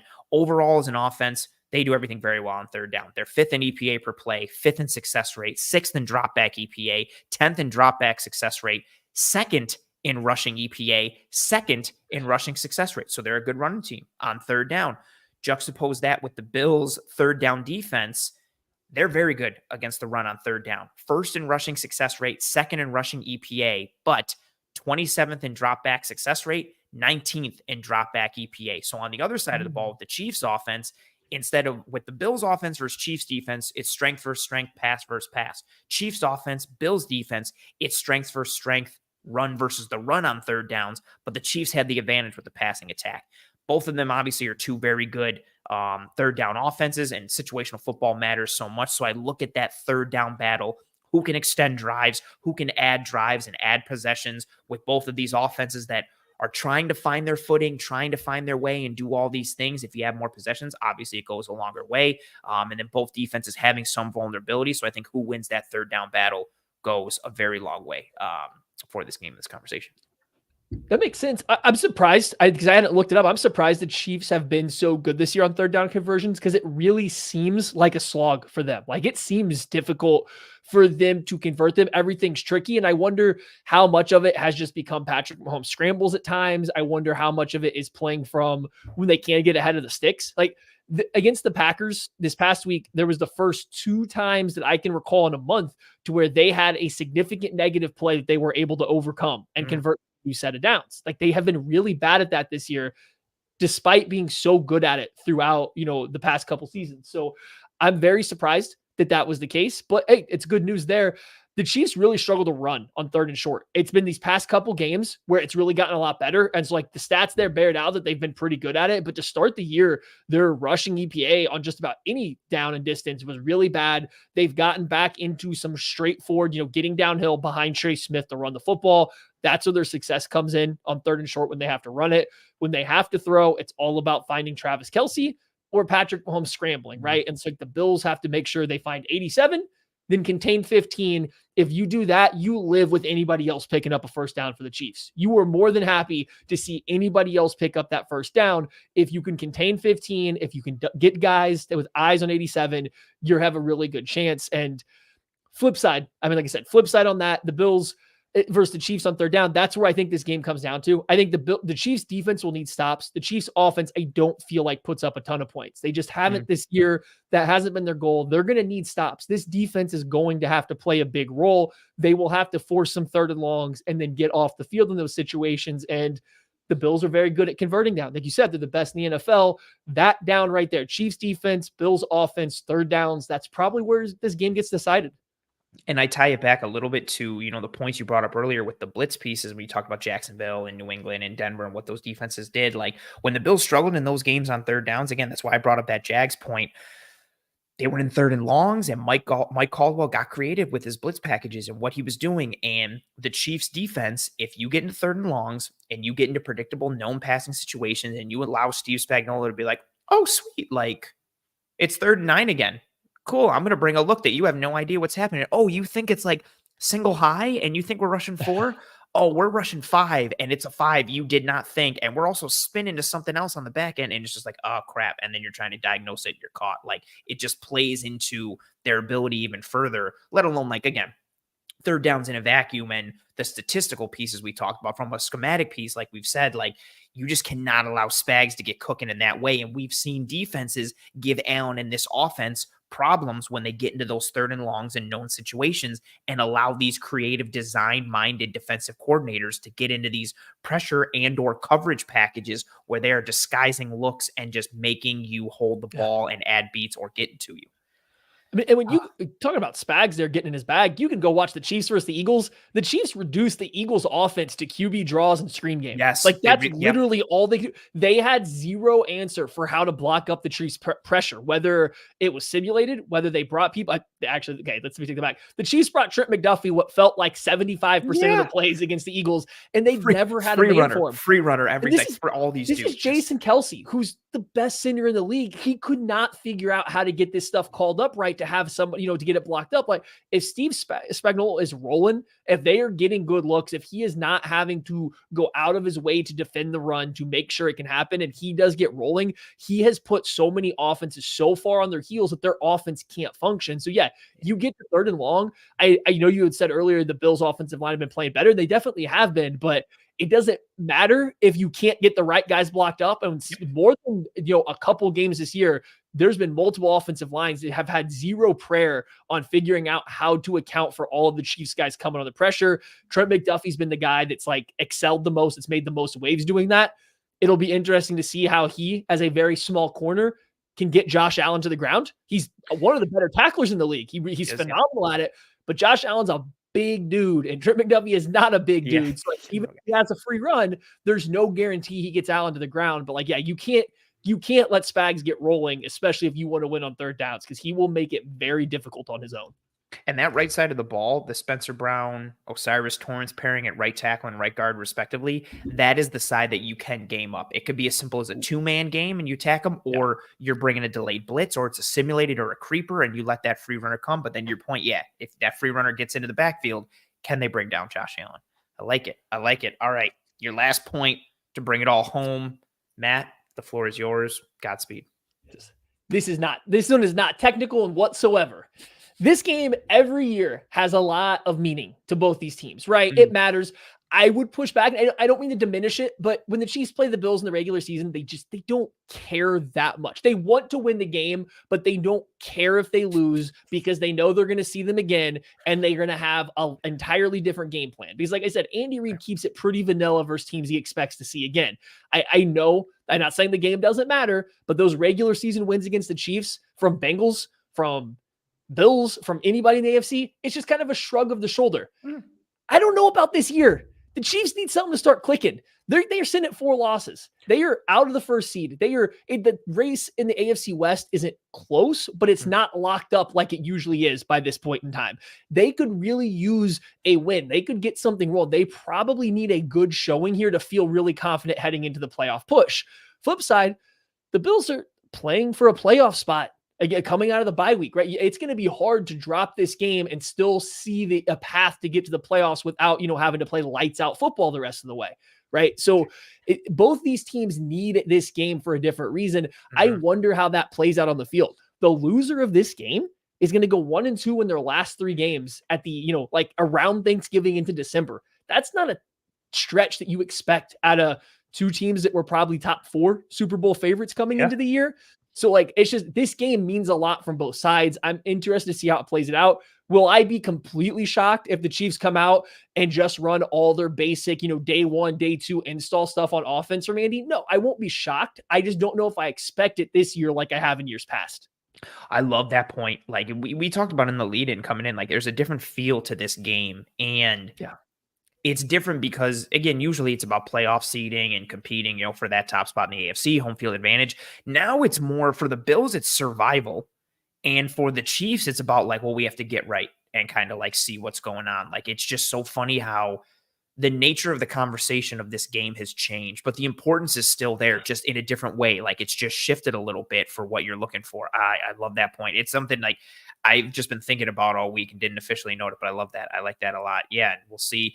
The Bills having that bye week is also like an interesting nugget that like really could be talked about in and of itself. Like, what have they done with that extra week of preparation against a team that last year in that week 5 matchup or whatever it was, they came out and they ran that odd mirror package, that 3-man rush with that aggressive spy and Matt Milano that Georgia does a bunch of different version or variation of it. They used it to close out the game. They mixed it with split field coverages to get that interception on Mahomes to end the game. Like, they came out with a very tailor-made game plan for the Kansas City Chiefs. Like, they pulled things out that are not in their defensive repertoire.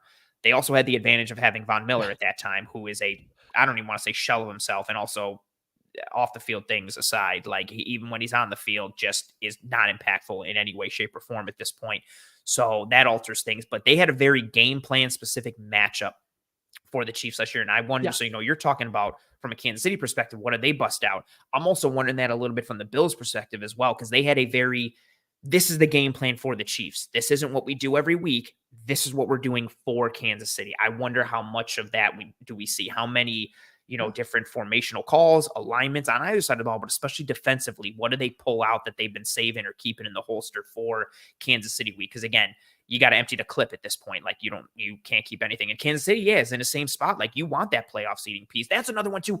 Mahomes has never played a road playoff game, which is ridiculous. And right now, I can't believe Miami's in first. Like, they have not beaten any good. It's a whole other conversation. But like, you're sitting there, and if you go down to 8-5, is Baltimore ahead of you by how many games? Is Miami ahead of you by how many games?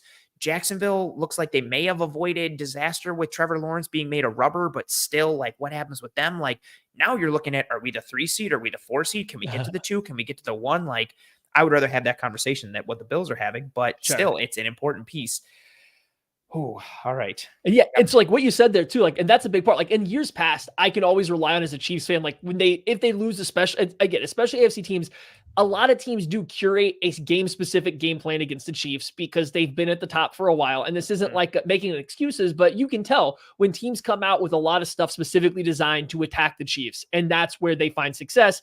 And the Chiefs just kind of go out there and do their thing. And then you get to the playoffs, and Andy Reid cooks up so much stuff that is designed entirely. You can just tell there's such a stark difference between the regular season Chiefs game plan that's like, this is what we do, here it is, and the playoffs of this is designed to beat you.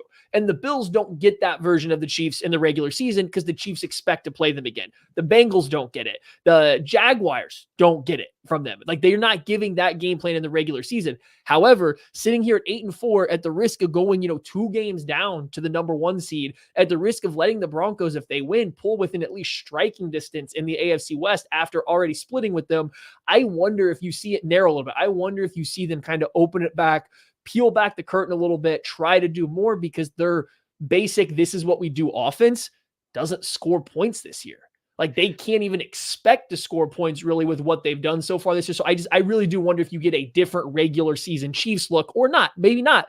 Maybe it's the same old, and it's like, well, we'll get them in the playoffs time. But I really wonder if they try to open it up, and that would be very abnormal for Andy Reid.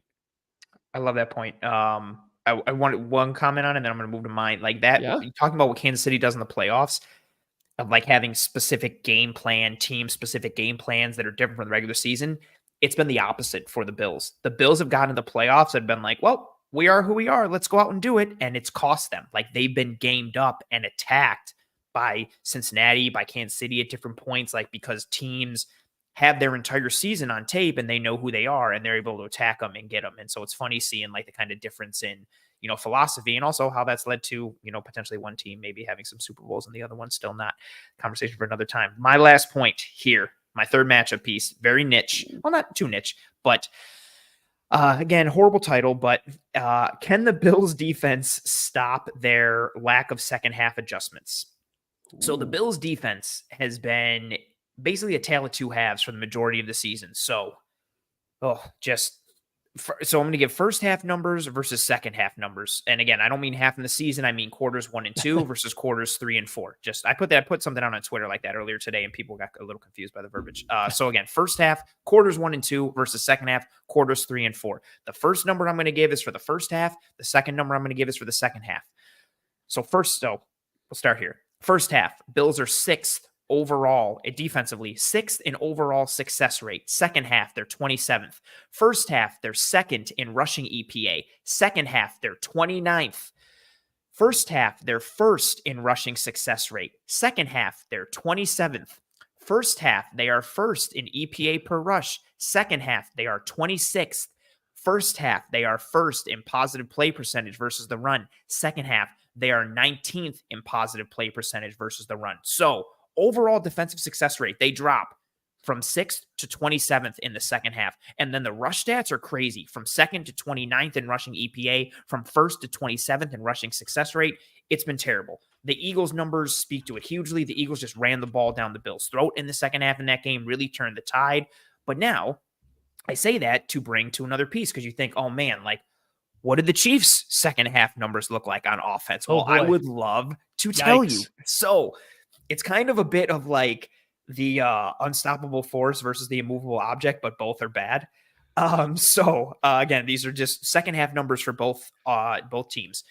Bills, again, 27th in overall success rate on defense. Chiefs offense, 21st. Bills defense, 29th in rushing EPA in the second half. Chiefs offense, 27th. Bills defense, 27th in rushing success rate in the second half. Chiefs offense, 29th. Bills defense, 26th in EPA per rush. Chiefs offense, 11th in EPA per rush. Not bad. Bills defense, 19th in positive play percentage versus the run. Chiefs offense, 20th. Other Chiefs offensive metrics in the second half, 17th in EPA per play, 16th in dropback EPA, 12th in dropback success rate. Overall, the Chiefs have been meh to blah in the second half. And the area in which the Bills, not great. And the area in which the Bills have struggled the most in the second half, i.e. versus the run, that the Chiefs are bad there too. So it's bad versus bad because the Chiefs have struggled to run the ball in the second half. And in a game where everyone keeps, not even everyone, but like a story of the season, like you keep harping on this Chiefs offense and who do they have besides Mahomes and Kelsey? Who else can be something for a game? Can it be MVS? Can it be Sky Moore? Is it, the run game with Pacheco, or does McKinnon do something? Or, who is it? Is the offensive line? And all this talk is about the pass game. I'm sitting here saying, well, just run the ball in the second half and you'll be fine. Like, don't even worry about the pass. Lean on your offensive line, play to a weakness of the Bills and gouge them. But that weakness for the Bills is also a weakness for the Chiefs. So which one gives? Do either of them give? Do the Chiefs just lean into their pass and lean into what the Bills do on defense? Because the Bills also drop a bit from a metric perspective in the pass in the second half, but nowhere close to what they do against the run. The Bills defense has failed to make second half adjustments. We broke this down with tape last week in the film room. I've talked about it on the show before. They have not been a good second half adjustment team. Andy Reid, obviously a very good in-game adjusting coach on that side of the ball. Where do they adjust? How do they adjust? How do the Bills answer? Do they answer? What do they do? And again, all wrapped up in that is I really want everybody to grasp, like, to go from 6th in success rate to 27th, and then 2nd in rushing EPA to 29th, 1st in rushing success rate to then 27th, that is awful. But the Chiefs... That's crazy. It's off. It's really horrible. Like, they literally fall on a cliff. But the Chiefs can't run the ball in the second half, so it doesn't really matter anyway. And this isn't just volume stats or numbers. Like, this is representative of who these teams are on each side of the ball. So does one of those things give? Do neither give? Is it just everybody butting heads against a brick wall and then turnover makes the difference? Like, it's this sneaky little play or sneaky little niche aspect wrapped up in the bigger conversation of adjustments and philosophy and identity and all that.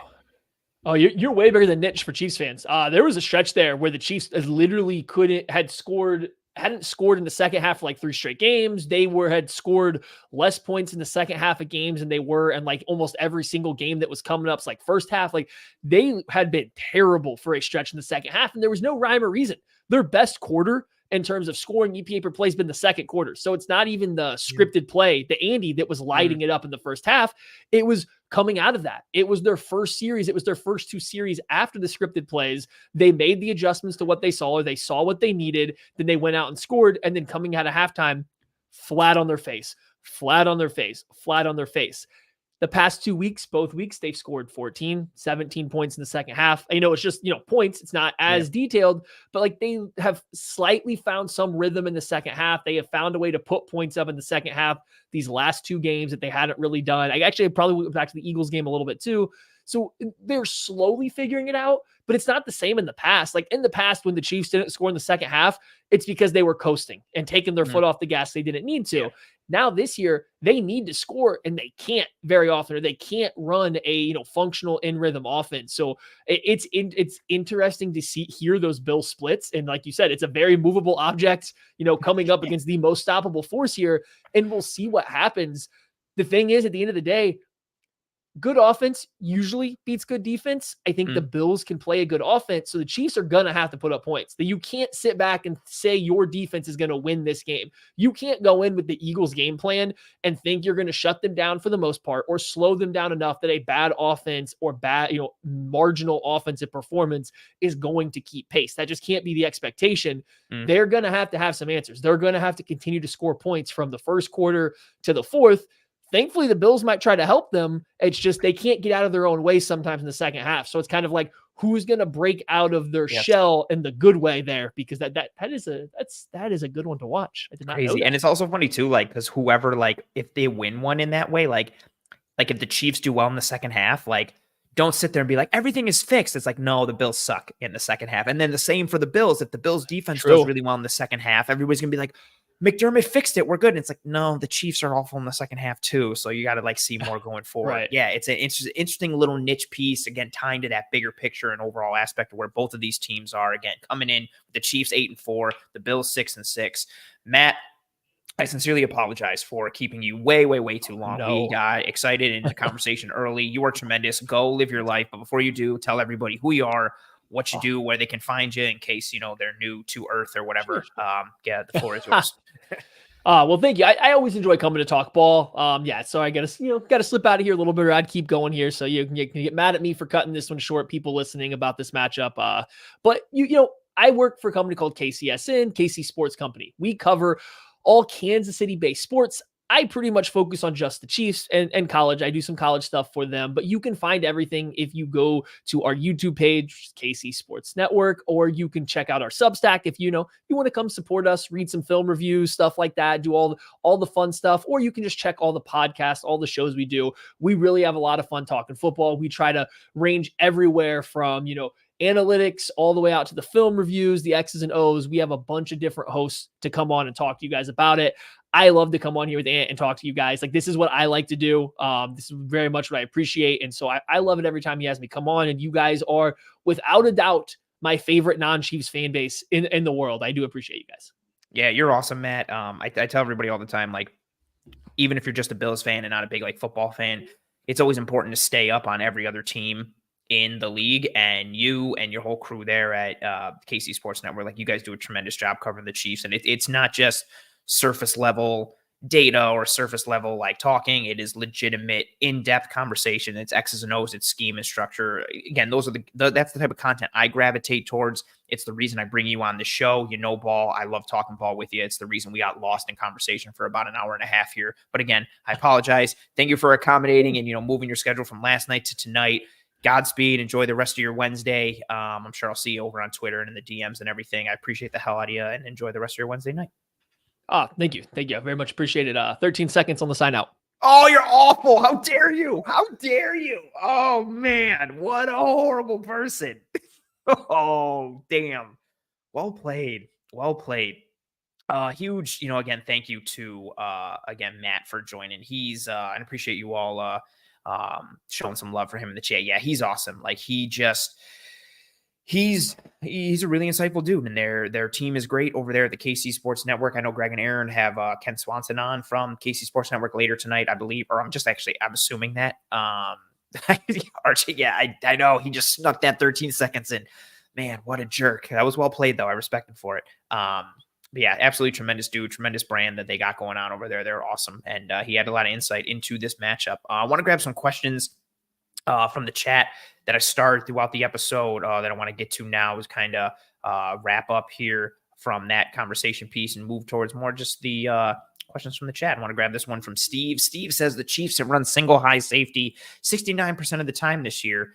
Do you guys agree that we will see that we will not see much of that this weekend? I think a lot of it's going to be tied to, I think box counts and coverages is going to be tied to what we see from the Bills run game. If the Chiefs think that the Bills run game is a threat, they're going to have to walk a safety down.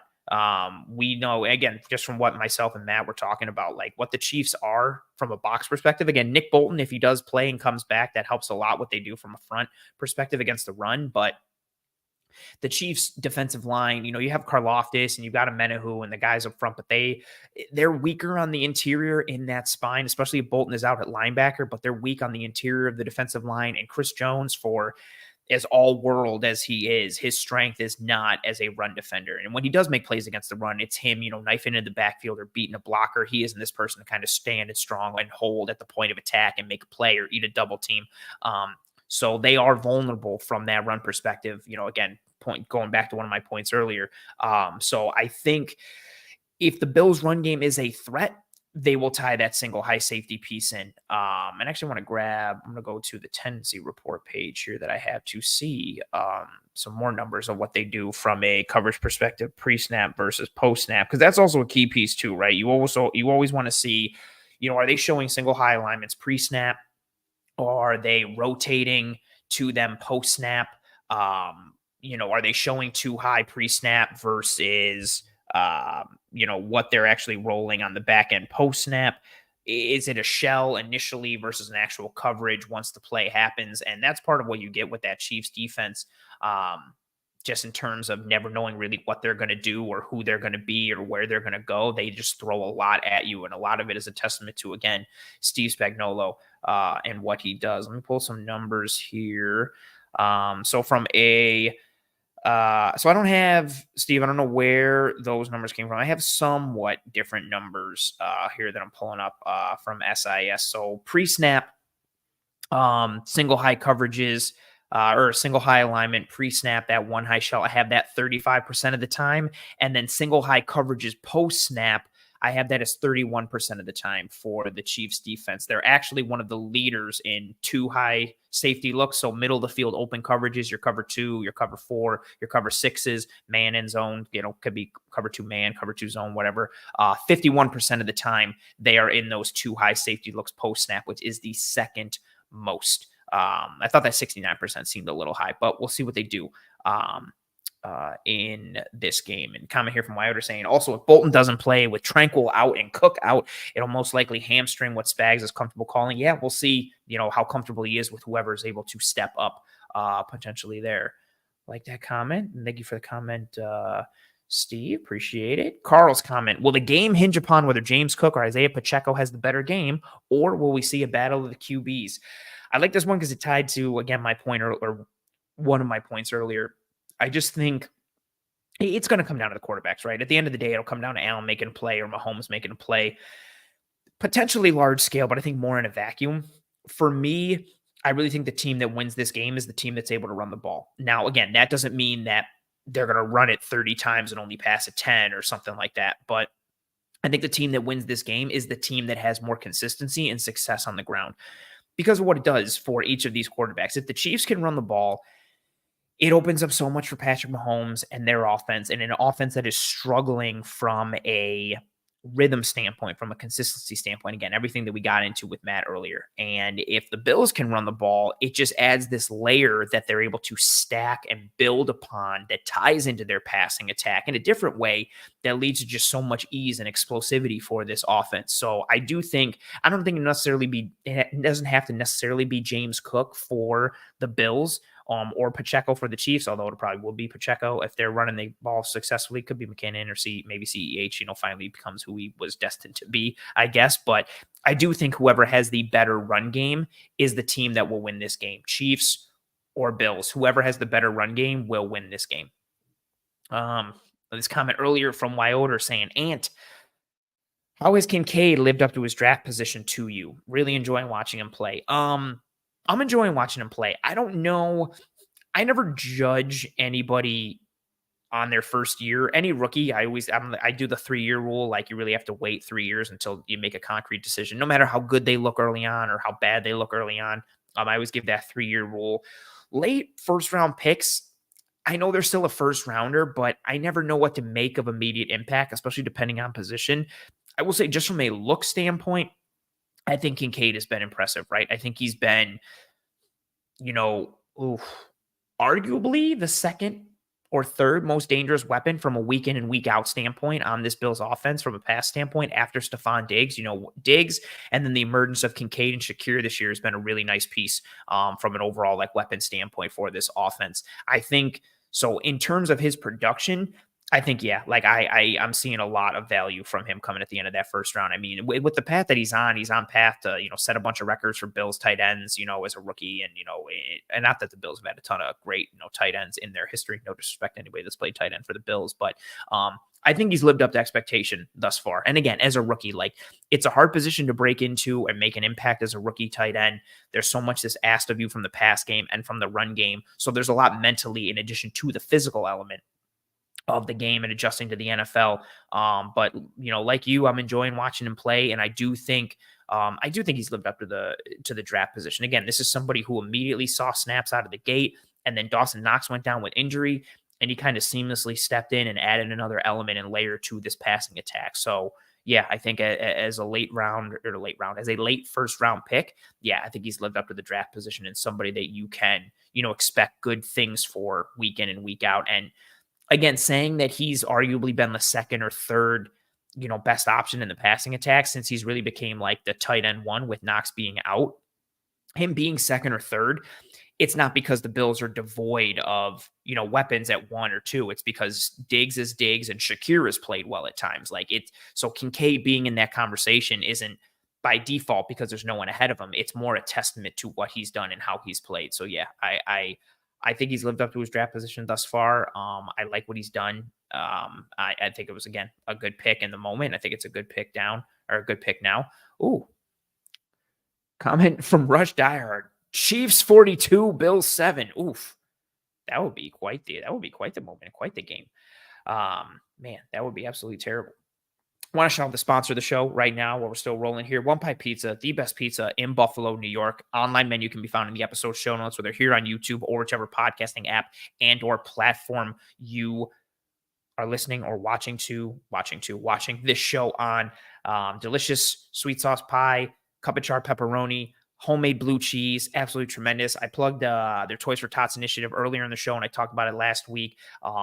Again, if you want to just go and get some awesome pizza, that's fantastic. Do yourself and your family or friends, whoever, a tremendous service and get some of legitimately the best pizza in Buffalo, New York with One Pie Pizza. But you can also find it in your heart.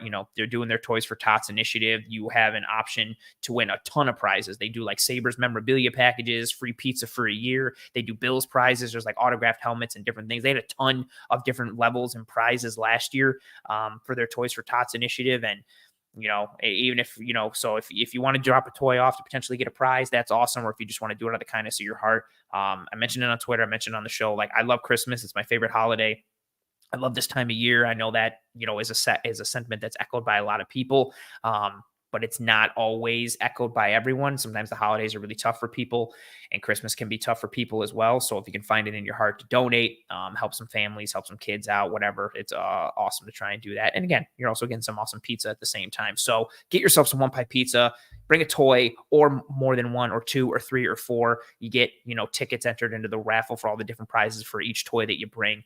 So go get some one pie pizza. They do breakfast pizza as well now too, opening at 9 a.m. So breakfast pizza, regular pizza, whatever have you, whatever you got, toys for tots, all of that. Please, and thank you. Do some good for the community and do some good for your taste buds while you are at it. Yeah, I keep feeling this. RJ said it here. That KC wide receiver group will make insane catches and not drop a single pass because it's the Bills. I mentioned it earlier with Matt, how much like MVS has struggled. I could see this being a game, where he has 3 catches for 105 yards and 2 touchdowns, or just balls out some way. Or Sky Moore has like 9 catches for like 121 yards, or just somebody comes out of the woodwork that has been struggling. And, that's all that gets talked about on the broadcast is, man, like, Timmy came into this game with only 5 career catches, and he's got 72 catches in the first quarter. Just something here, just like, dude, really? Like, why is this happening in this game? I know the Chiefs struggles. You see him on tape, you see him in the metrics from an offensive standpoint. This defense is still very much, not to be trifled with at all. But for as much as they've had their struggles and had their woes as an offense and as a football team, that potential is there. And again, we talked about it as much with Matt earlier. You have Mahomes, you have Kelsey, you have a really good offensive line, you have Andy Reid. And even though the complementary pieces or the ancillary pieces, auxiliary pieces, whatever have you, or verbiage you want to use, even though they haven't been up to snuff this year, that potential is still there in some degree, even with just something as simple as, Rashee Rice and his really good straight line vertical speed. I don't know. Do they run like a little tunnel screen or smoke screen to him and the Bills get caught in a blitz or get caught out over pursuing? And all Rashee Rice has to do is use his really fast straight line vertical speed and get upfield and house one for like 60 yards. Like, there's all these little elements that they have. And with the way this Bills season has gone from a snake bit perspective, I hate to kind of lean into that, but it just seems like, man, somebody could easily, break out for an offense that's been stuck in neutral and stuck in the mud. Like, I could see somebody just balling out and doing a lot of craziness in this game. But we will see what happens as we go forward in this game. With that being said, I'm going to throw up the banner that says Toodles, folks, because we're going to wrap up here. Before any of you watching live leave, please, and thank you. If you have not already, please drop a like on this video. Again, it goes a sincerely long way towards helping myself and the entire team to track and trend in front of more eyes and ears. So if you haven't already, please, and thank you, drop a like on this video. But that'll do it for us here on the show. I got a jet. So I appreciate everybody dropping by, watching live. If you are not watching live and you are watching later, thank you very much for your post-live view. Please drop a like on this video. If you are listening on one of the podcasting apps or platforms, that's cool too. Please rate and review and subscribe to Disguised Coverage on whatever podcasting app or platform you're listening to this show on. Subscribe to Disguised Coverage here on YouTube as well, and subscribe to the Cover One channel as a whole. We have you covered every single day of the week with anything and everything Buffalo Bills, with varying levels of content and depth, surface stuff, entertainment stuff, X's and O's, whatever you're looking for, we have you covered here at Cover One. I appreciate everybody who rode with me live here on this episode. Thank you very much for tuning in, especially, again, I know things get wonky. The show is usually on Tuesday nights at 9. The film room's usually in this slot. We didn't do a film room this week. I moved Disguised Coverage at the last minute. I had a lot of chaos going on yesterday, not necessarily in a bad way, but just life comes at you fast. Happened yesterday. It's coming at me fast again today, which is the reason I got a jet now. But I appreciate you folks dropping by live and watching this episode tonight. Thank you very much to Matt. Again, Mr. Matt Lane from the KC Sports Network for riding with me on this episode and giving us a ton of insight and talking ball for Bills, Chiefs, and having a really fun conversation. And I appreciate all you folks. Thank you to anyone who watched this episode live. Thank you to anyone who watch later, listen later, whether you download, watch on YouTube, podcasting apps or platforms, whatever have you. Thank you very much for your listen, your view, your download. I greatly appreciate it. Thank you very much to Sophia for your super chat. Thank you very much to Cordaro. I don't know how to pronounce it. I apologize if I'm mispronouncing it, for your super chat as well. So thank you very much for those 2 super chats. And again, thank you to everybody for riding with us live. Greatly appreciated. If you enjoyed this episode, drop a like and tell your family and friends and loved ones about how awesome this show is. If you thought this show was terrible, tell your enemies and try and ruin their night with this show. I greatly appreciate you folks. Holiday season. Hope it's going well for you. Get some one pie pizza, drop off a toy for tots. Yeah, I appreciate you folks. I hope you and your family and friends and loved ones are all doing well and staying safe. Be kind to one another. Take care of one another. I will see you next Tuesday, 9 p.m. Eastern, for another episode of Disguised Coverage. And then next Wednesday, 7 p.m. Eastern, for another episode of the Film Room. We will be back to our regularly scheduled programming next week. Appreciate y'all for bearing with me with the schedule change and the wonkiness. Thank you again. Godspeed. And as always,